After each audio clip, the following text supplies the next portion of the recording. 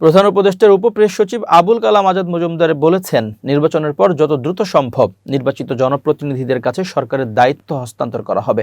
বুধবার রাতে নিজের ভেরিফাইড ফেসবুক অ্যাকাউন্টে দেওয়া স্ট্যাটাসে কথা জানান তিনি। ফেসবুক স্ট্যাটাসে তিনি লিখেছেন, নির্বাচনের পরও অন্তর্বর্তী সরকার আরও 180 কার্যদিবস ক্ষমতায় থাকবে এবং প্রচারণা যারা চালাচ্ছেন তাদের উদ্দেশ্য অসৎ।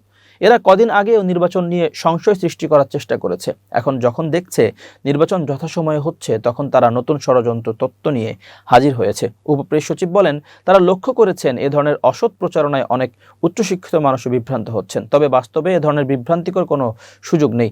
নির্বাচনের পর যত দ্রুত সম্ভব নির্বাচিত জনপ্রতিনিধিদের কাছে সরকারের দায়িত্ব হস্তান্তর করা হবে।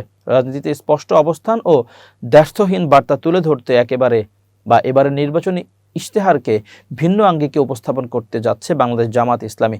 ইশতেহারের প্রথমাংশের মূল কাঠামো সাজানো হয়েছে 5টিতে হ্যাঁ এবং 5টিতে না, এই দুই ভাগে।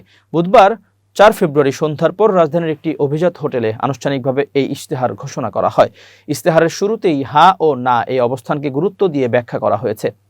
কোন বিষয়ে জামাত স্পষ্টভাবে সম্মতি জানায় এবং কোন বিষয়ে তারা আপোষহীন তা পরিষ্কারভাবে তুলে ধরাই এই কাঠামোর উদ্দেশ্য। ইশতেহারের হ্যাঁ অংশে সততা, ঐক্য, ইনসাফ, দক্ষতা ও কর্মসংস্থানের মতো বিষয়গুলো অগ্রাধিকার পেয়েছে। অন্যদিকে না অংশে দুর্নীতি, ফ্যাসিবাদ, আধিপত্যবাদ, বেকারত্ব ও চাঁদাবাজির বিরুদ্ধে দলটির দৃঢ় অবস্থান তুলে ধরা হয়েছে। সরেজমিনে দেখা গেছে ইশতেহার ঘোষণার মঞ্চ সাজানো হয়েছে এই হ্যাঁ না ভাবনাকে কেন্দ্র করে। মঞ্চের নকশা ও ভিজুয়াল উপস্থাপনায় ইশতেহারের এই মূল দর্শন প্রতিফলিত করা হয়েছে, যা দলটির রাজনৈতিক বার্তাকে আরও প্রতীকী ও দৃশ্যমান করে তুলবে বলে মনে করছেন সংশ্লিষ্টরা।